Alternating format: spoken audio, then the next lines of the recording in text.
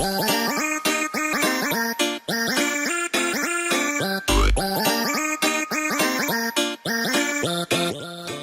este video realizaremos un análisis cuantitativo y cualitativo de la carrera de los 100 metros planos, utilizando los programas de Kinovea y Skill Spector, tablas de Excel con sus respectivas gráficas para una mayor descripción.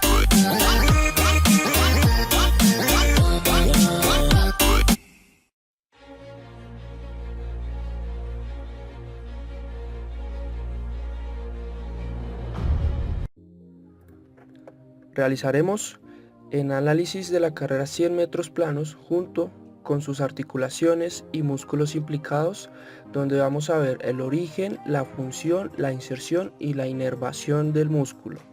Como podemos iniciar, entonces vamos a iniciar con un análisis cefalocaudal, donde iniciaremos desde la cabeza junto con sus extremidades inferiores. Para iniciar, empezaremos desde su plano sagital derecho, donde podemos evidenciar aquí la articulación glenohumeral, que obviamente se ve incluida debido al braceo que podemos observar en la carrera 100 metros planos, que es la articulación del hombro. Pasando a la parte ya de las extremidades, pasamos a la articulación radiocubital, que por ende genera una extensión y una flexión de brazo, y por ende la articulación del codo. Pasamos aquí a la articulación radiocarpiana, que es la articulación de la muñeca, que genera un acompañamiento a lo que tiene que ver el braceo y el cortar el aire, debido a que los carpos deben estar supremamente unidos para poder realizar un buen gesto técnico. Ya pasándonos a la parte central del cuerpo, al plano de la cadera, pasamos a la articulación coxofemoral, que por ende es una de las articulaciones más activas durante toda la carrera, ya que tienen bastante músculos implicados, que a continuación vamos a ver. Ya para pasar a la articulación femorotibial, es la articulación de la rodilla, que obviamente se ve implicada junto con sus ligamentos y sus meniscos, para que obviamente no haya ningún tipo de fricción en la articulación.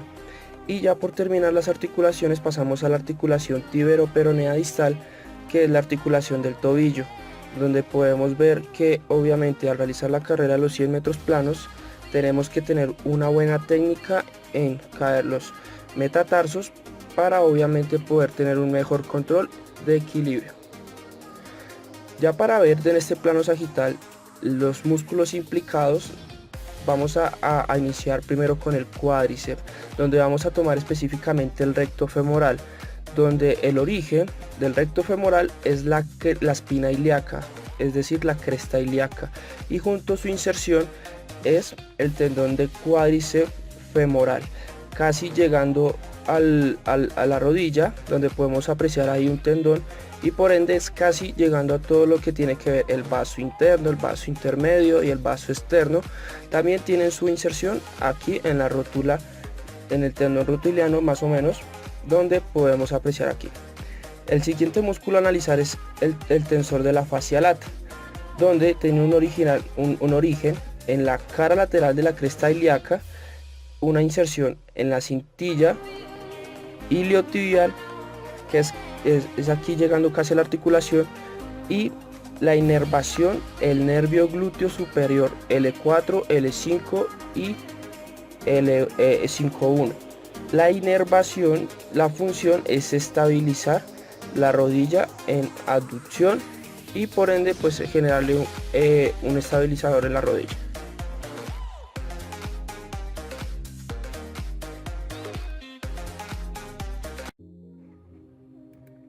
Ahora pasaremos a analizar los músculos implicados en la parte posterior de la carrera 100 metros planos, donde el atleta ejerce una mayor arranque, una mayor explosión, y por ende ahí es donde están los músculos más grandes implicados en todo el tramo de la carrera.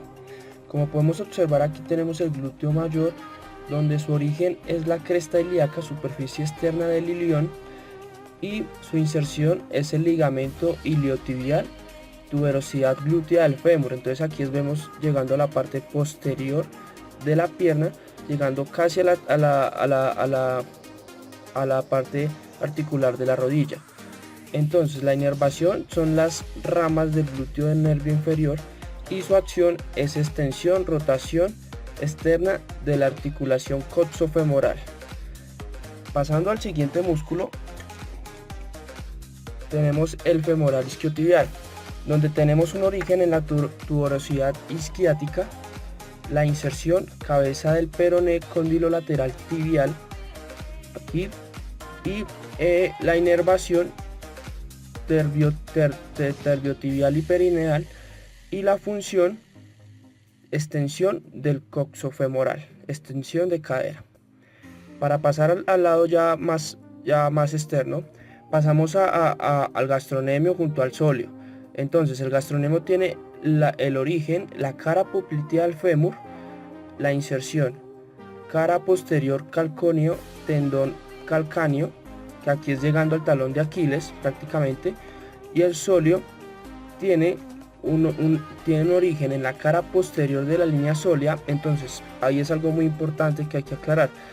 El gastrocnemio es lo que nosotros podemos observar aquí en el plano de la diapositiva de la flecha, y el sóleo obviamente está en la parte un poco más tendida a llegar al hueso, al hueso como tal, y por ende no lo podemos observar, pero junto tiene su origen en la cara posterior de la línea sólea. La inserción es la misma del gastrocnemio, que sería la cara posterior calcáneo del tendón de Aquiles, y la función flexión plantar de los dos, el gastrocnemio y el sóleo.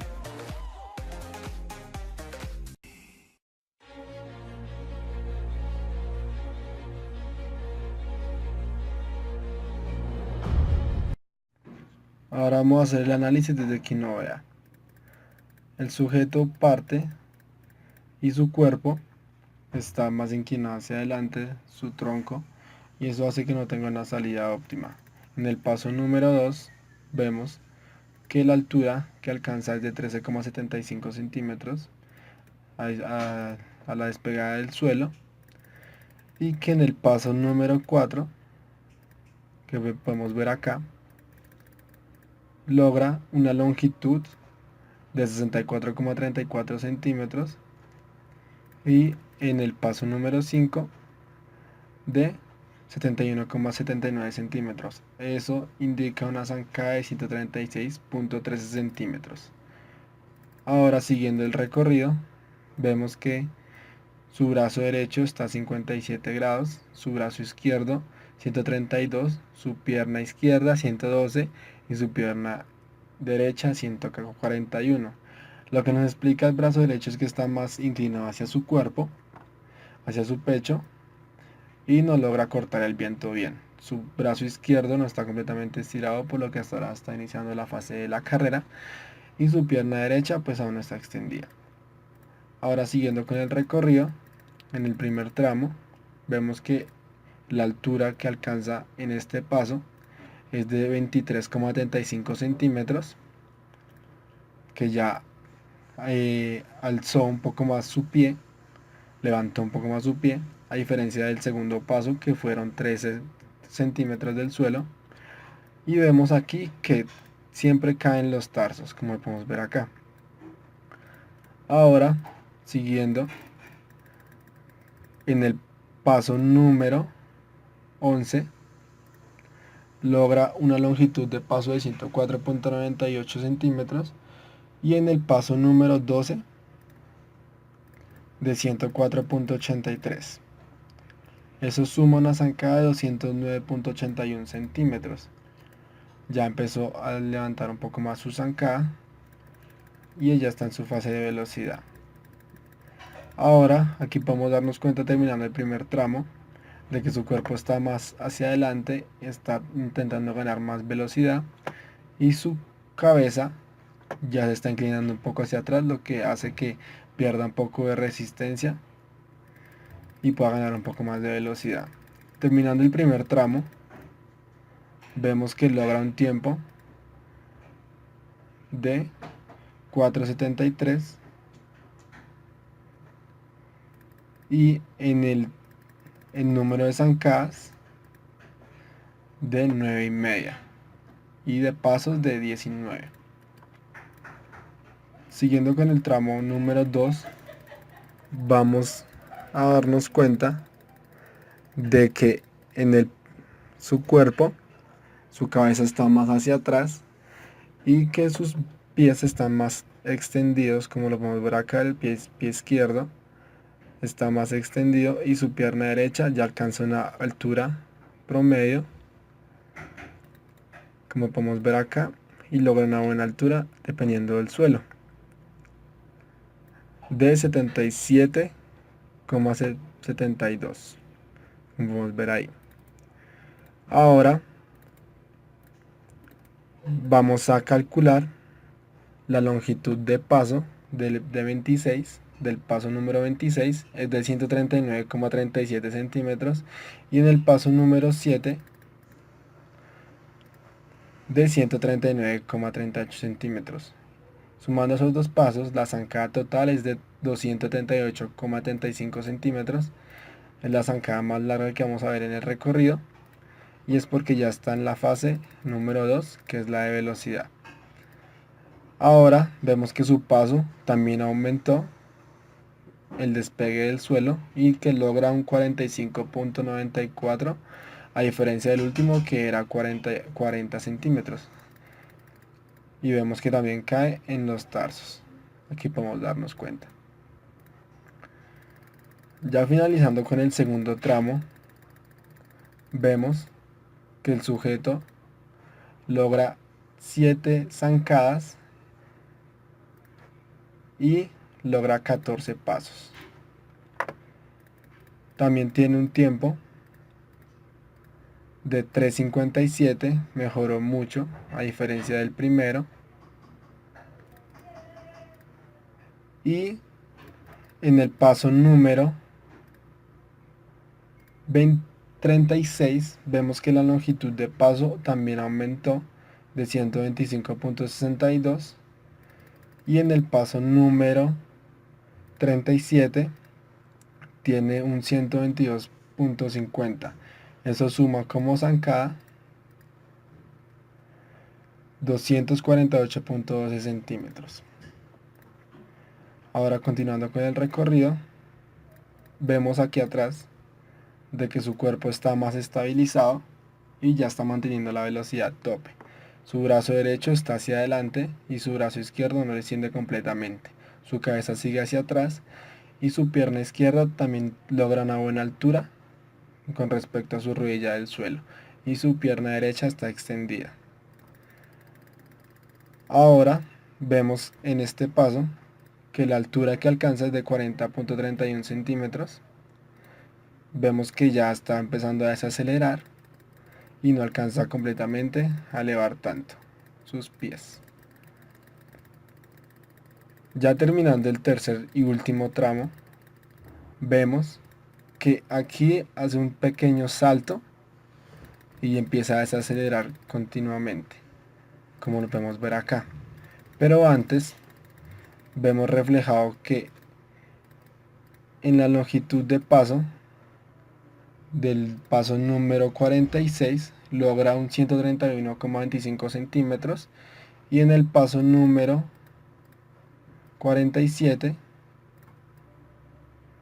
logra 131,56 centímetros. Eso suma una zancada de 262 centímetros, que aún así es bastante, pero también tenemos que tener en cuenta de que él hizo un pequeño salto. Aquí está subrayado con el círculo, y entonces eso hace que la zancada sea un poco más larga. Y ya terminando con el tramo total, vemos que la última parte de su cuerpo ya está completamente, su cabeza hacia atrás, y que ya no está en disposición de correr. Vemos que logra un tramo de zancadas de 7,5 y de pasos de 15. Y en todo el recorrido logra 48 pasos y 24 zancadas. Siguiendo con Quinoa, vamos a calcular la salida desde atrás, y aquí podemos darnos cuenta de que el sujeto logra una altura máxima con su cadera de 102 centímetros. Con la línea verde calculamos su cuerpo y vemos que en su primer intento de arrancada vemos que su cuerpo está más inclinado hacia la izquierda, lo que hace que se está dirigiendo de izquierda a derecha y hace que eso se balancee. Aquí también podemos darnos cuenta de que su brazo izquierdo se está dirigiendo hacia su pecho y eso hace que su cuerpo se balancee también. Su brazo derecho está completamente extendido y logra una buena altura. También podemos ver acá que en el primer paso su cuerpo se dirige hacia la derecha y que también su pie izquierdo está adentro de su cuerpo y eso hace que su cuerpo balancee, que vaya de lado a lado. Y aquí en el tercer paso vemos que su cuerpo está más inclinado hacia la izquierda. Eso lo podemos calcular. También las rodillas vemos que se dirigen hacia afuera y no hacia adelante. Y que también siempre cae en los tarsos. Ahora lo vemos desde adelante. Vemos la misma salida. Su brazo está dirigiéndose hacia su pecho y su mirada está hacia abajo, pero se está dirigiendo hacia el frente, cosa que no debería suceder hasta aproximadamente el paso número 4, porque si no entonces pierde velocidad y pierde dirección. Lo que habíamos dicho antes, su mirada ya está hacia adelante y su brazo está hacia su pecho. También vemos aquí que su cuerpo está inclinado hacia la derecha y eso hace un efecto zigzag.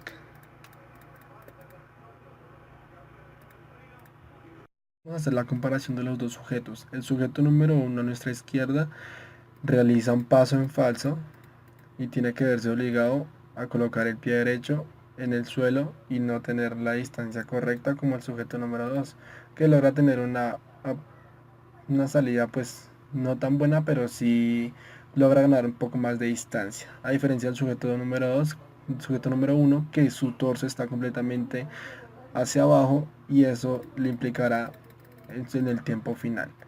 Ahora vamos a calcular en el paso número 4. El sujeto número 1 tiene una longitud de paso de 89.54, a diferencia del sujeto número 2, que tiene una longitud de paso 64.34 centímetros.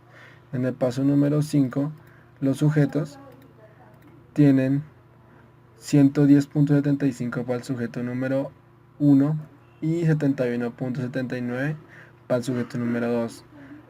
Una zancada de 200.29 para el sujeto número 1 y una zancada de 136.13 centímetros para el sujeto número 2. Esto significa que el sujeto número 1 está intentando recuperar el tiempo perdido en el paso que realizó mal y está intentando saltar. Ahora vamos a calcular este paso y vamos a calcular la altura de los pies. 31.19 centímetros para el sujeto número 1 y 23.35 para el sujeto número 2. Esto significa que el sujeto número 1 está inclinando su cuerpo más hacia adelante para empezar a ganar un poco más de velocidad, y lo que significa que está más tenso, a diferencia del sujeto número 2, que ya empezó su fase de coger más velocidad y ganar un poco más de tiempo. Ahora, continuando con el recorrido, vemos que los dos sujetos, el sujeto número 2 está reduciendo el tiempo, a diferencia del sujeto número 1, que mientras que aquí el sujeto número 1 se ve un poco tenso, se le puede ver en la cara, el sujeto número 2 se ve más relajado. Y los dos ya empezaron a inclinar su cuerpo más hacia adelante para empezar a ganar un poco más de velocidad.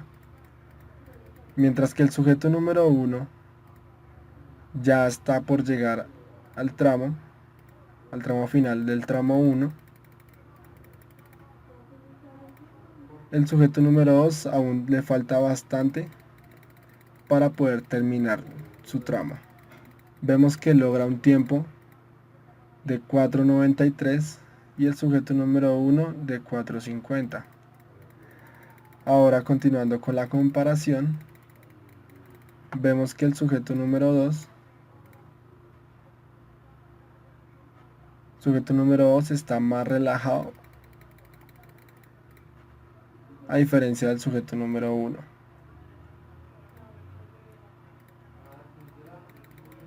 Y en este momento podemos ver que su cuerpo ya está un poco más paralelo a lo que debería ser y está intentando ganar mucho más velocidad.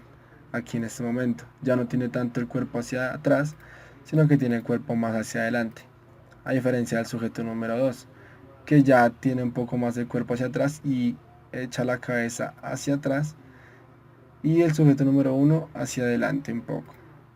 Ahora, continuando con el recorrido, vemos que el sujeto número 1 tiene una longitud de paso de 128, a diferencia del sujeto número 2, que tiene una longitud de paso de 139.37 centímetros. En el siguiente paso podemos ver que el sujeto número 2 tiene una longitud de 122.35 centímetros y el sujeto número 2 de 139.38 centímetros. El sujeto número 1, 122.35. Ahora vamos a ver el paso, qué altura obtuvo. Vemos que el sujeto número 1 obtuvo una altura de 50.5 centímetros y el sujeto número 2 de 45.54. Vemos que el sujeto número 1 aún se encuentra tenso y está elevando mucho su pie, y eso hace que no tenga una zancada más larga, a diferencia del sujeto número 2. Los dos sujetos caen en sus tarsos y no debería ser así, deberían caer en la punta de los pies. Ya llegando al final del tramo número 2, el sujeto número 1 logra un tiempo de 3.67 y el sujeto número 1 logra un tiempo de 3.57, como lo esperaba normalmente. Ahora vemos en este paso que el sujeto número 2 tiene una longitud de paso en el tercer tramo de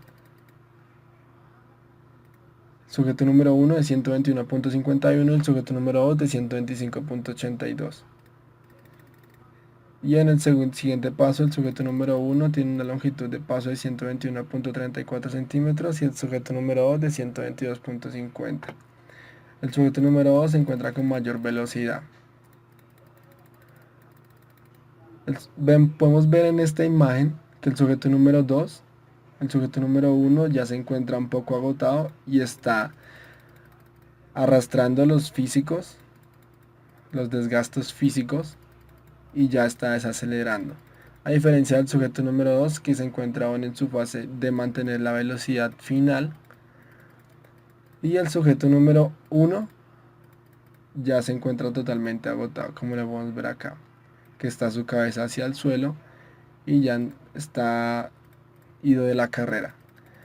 Al final de la carrera podemos encontrar que el tercer tramo lo hizo en 4 segundos, a diferencia del sujeto número 2, que hizo un tiempo de 3.73. Y en el tiempo total de 11.48 para el sujeto número 2 y 2.67 para el sujeto número 1.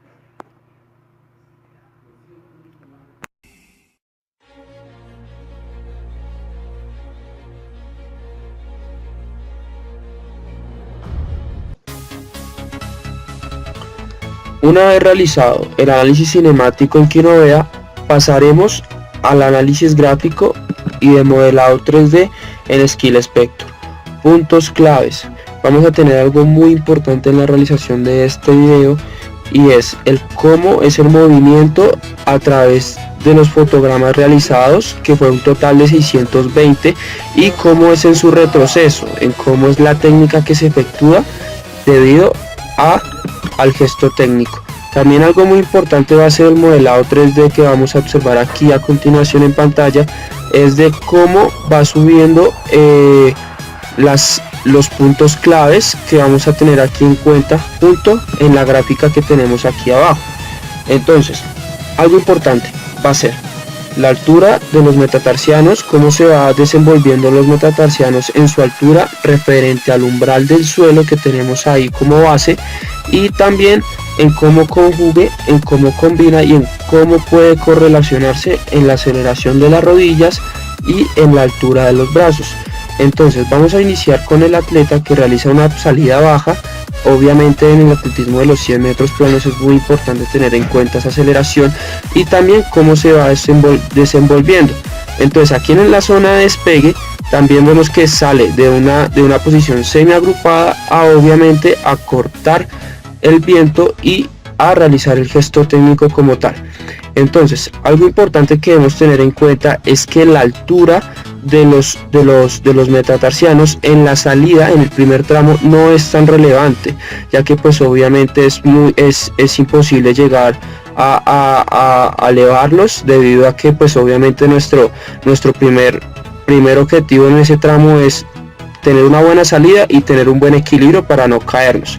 Ya como podemos ver a continuación, en el segundo 7 vemos la mayor relevancia en lo que tiene que ver el despegue o la altura de sus metatarsianos frente al umbral del suelo. Entonces aquí vemos ya unos 37 centímetros de altura, y por ende se va desarrollando hasta llegar al tramo 2, que obviamente es lo importante y lo que podemos observar aquí. Ya obviamente ya cuando se va realizando la carrera va desacelerando y por ende va a entrar en posición de frenado, en el cual la altura de los metatarsianos no va a ser tan relevante como en el mejor momento, que fue desde el segundo 7 hasta el segundo 8 llegando a 9. Algo muy importante que hay que analizar aquí es la aceleración de las rodillas.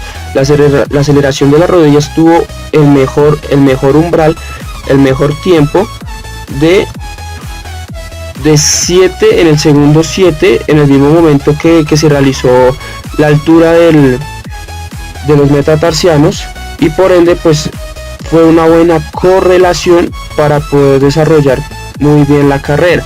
Si queríamos recortar un poco el tiempo, tendríamos que llevar a esa aceleración muchísimo más prolongada.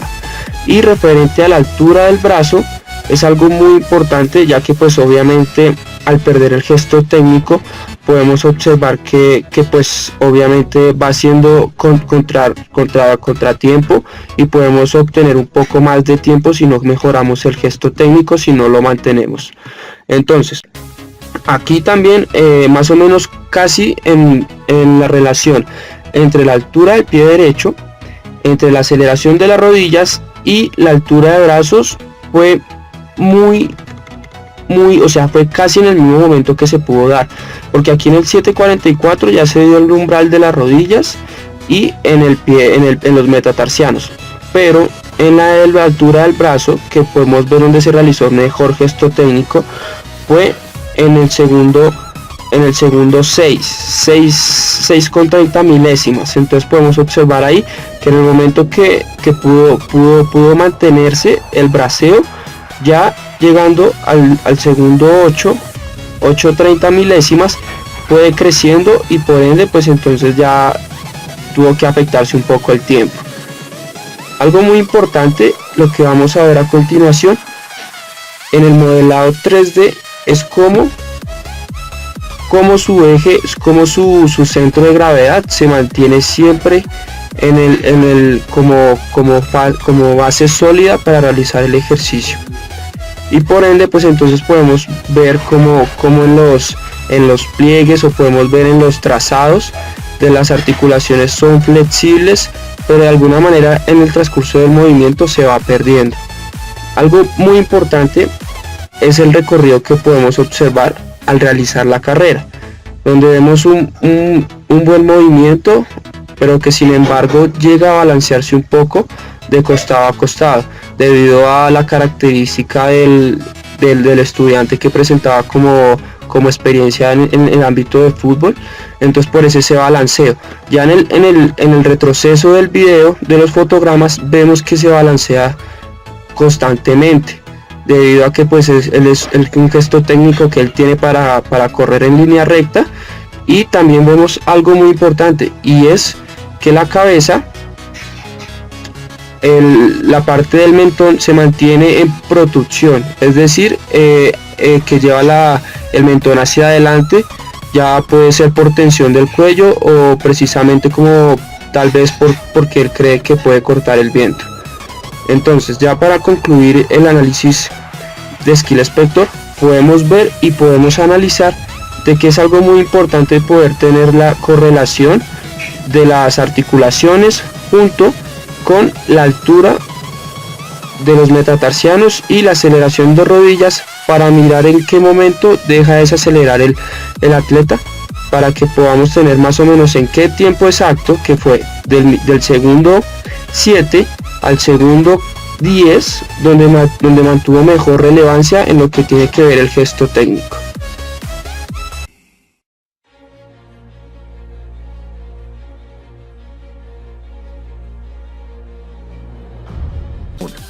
Distancia versus tiempo. Nos damos cuenta de que la distancia en todos los tramos es igual y que en el tramo 1 el tiempo fue mayor debido a que la fase inicial de la carrera parte de 0 metros sobre segundo. Podemos ver en la gráfica que el tramo 2 el atleta se demoró menos tiempo, puesto que su fase de vuelo es mayor y tiene menos contacto con el suelo, obteniendo como resultado el récord en cuanto al tiempo de los 3 tramos. Y en el tramo 3 aumenta el tiempo frente al tramo 2, ya que el esfuerzo realizado en los 2 primeros tramos causa cansancio y está próximo a la finalización de la carrera. Número 2. Distancia versus velocidad promedio. Número 2. La distancia, como ya lo habíamos mencionado, es la misma en los tramos 1, 2 y 3. Si observamos la gráfica, en el tramo 1 la velocidad promedio es de 7,40 metros sobre segundo y es menor frente a la del tramo 2 y 3. Esto es debido al tiempo que se toma el atleta en la salida de la carrera. En el tramo número 2 el atleta tiene una velocidad promedio de 9,33 metros sobre segundo, ya que desde el inicio de este tramo lleva una velocidad mayor a 0.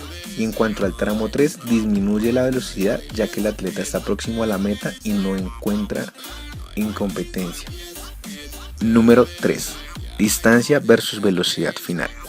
Podemos notar que en este gráfico que los valores de la velocidad final son los mismos que los de la velocidad promedio, y podemos ver que aunque en el tramo número 3 el atleta adquirió su velocidad máxima, su tiempo final fue de 8,44 metros sobre segundo, finalizando la carrera de los 100 metros planos.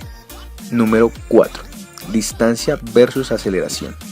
Esta gráfica nos muestra que el atleta obtuvo su mayor aceleración en el tramo número 1, y esto se ve a que la fase de despegue durante los primeros pasos se pronuncia el incremento de velocidad y potencia, lo cual es el resultado del aumento progresivo de la amplitud. Nos podemos dar cuenta que en el tramo número 2 y resaltando más en el 3 el atleta empieza a desacelerar progresivamente, y esto se debe a que hay una disminución en la zancada que es producto de una fatiga neuromuscular. Número 5. Análisis de gráfica tiempo versus velocidad promedio.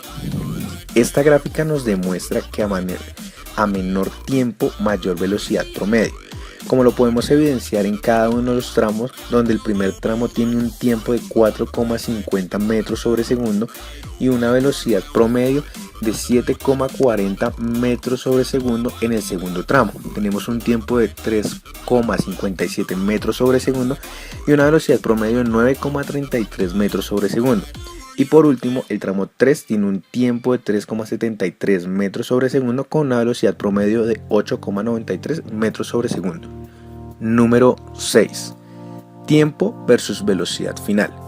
Podemos observar que la velocidad final en los tramos 1, 2 y 3 va aumentando y que el tiempo que se demora el atleta en recorrer los tramos 2 y 3 frente al tramo 1 es menor, y esto es debido a que la cantidad de pasos son menores en los tramos 2 y 3 que en el tramo 1.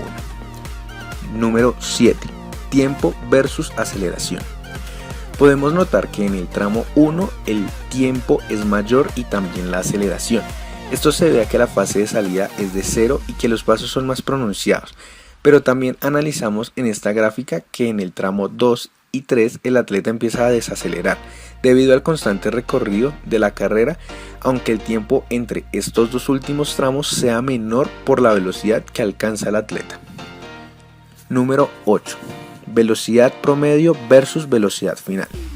Podemos notar que en la gráfica la velocidad promedio en el tramo 1 es de 7,40 metros sobre segundo y que su velocidad final es de 5,54 metros sobre segundo. Y en el segundo y tercer tramo aumentaron ambas velocidades debido a que en el número de zancadas y pasos son menores que las del tramo número 1. Número 9. Velocidad promedio versus aceleración. En esta gráfica podemos observar que la aceleración fue de 1,45 metros sobre segundo.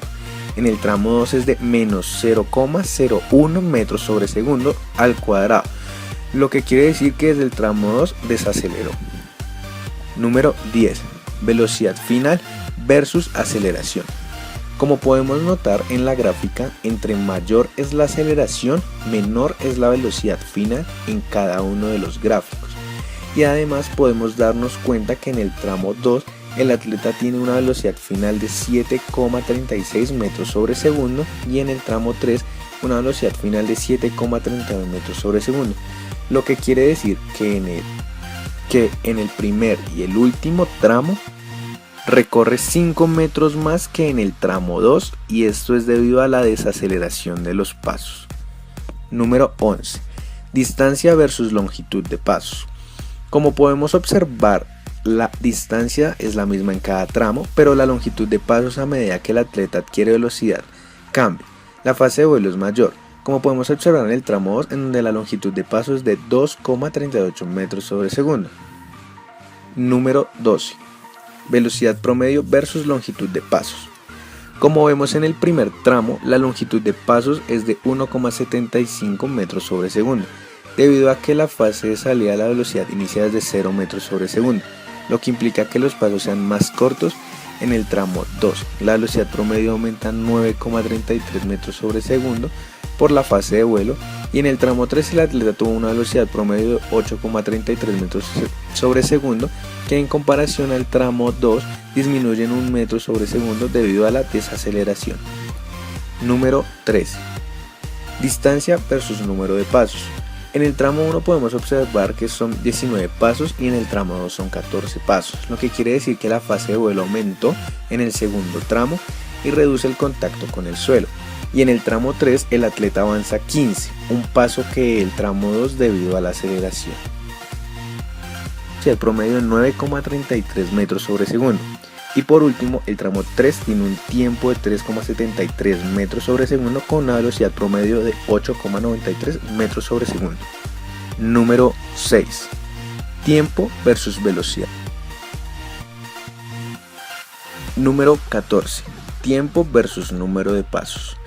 El número de pasos en el tramo 1 es de 19 debido a que la fase de despegue es de 0 metros sobre segundo.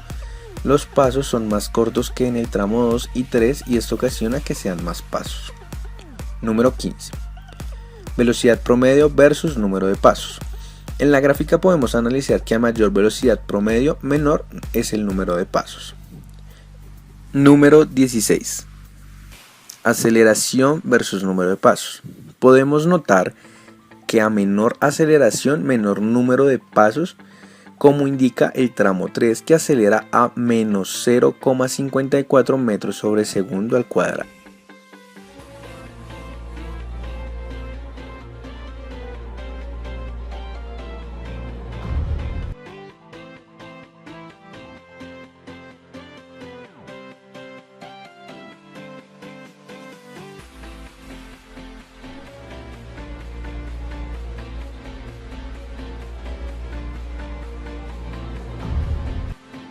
Una vez realizado el análisis cuantitativo de los anteriores programas, pasaremos a hacer el plan de mejoramiento como conclusión de cómo es la mejora del gesto técnico referente a los movimientos que ayudan el rendimiento del atleta en la carrera de los 100 metros planos.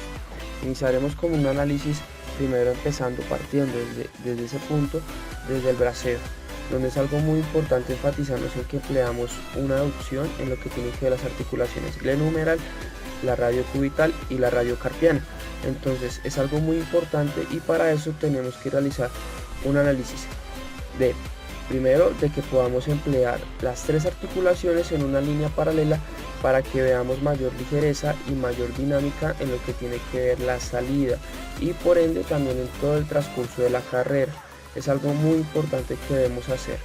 En el siguiente movimiento vamos a ver que el atleta cae con el tarso. Entonces es algo muy importante realizar aquí un skipping donde vamos a realizar solo con los metatarsianos y por ende mejorar lo que tiene que ver la caída referente al movimiento. Lo siguiente que vamos a hacer es la altura de la zancada, la altura y la elevación de las rodillas referente a la articulación coxofemoral, donde realizamos aquí un movimiento de elevación y elevación de rodillas para que podamos tener una mejor longitud de zancada. Y referente al último ejercicio va a ser un ejercicio de equilibrio de propiocepción para que ayude a la coordinación referente a la salida, ya que el balanceo se pronuncia bastante en lo que tiene que ver el inicio de la carrera.